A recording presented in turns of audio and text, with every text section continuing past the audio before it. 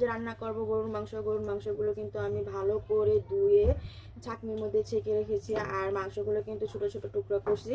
ছোট ছোট টুকরা করে রান্না করলে কিন্তু সেই মজা। আর এখানে কিন্তু তেল বসাই দিছি, তেলের মধ্যে কিন্তু কুচি কুচি করা পেঁয়াজ দিয়ে দিলাম আর পেঁয়াজ বাটা গরম মশলা দিয়ে দিলাম, দিয়ে ভালো করে নাড়াচাড়া দিয়ে দিলাম। আর আজকে 2 দিন যাবৎ প্রচুর পরিমাণ বাইরে বৃষ্টির দিনে গরুর মাংস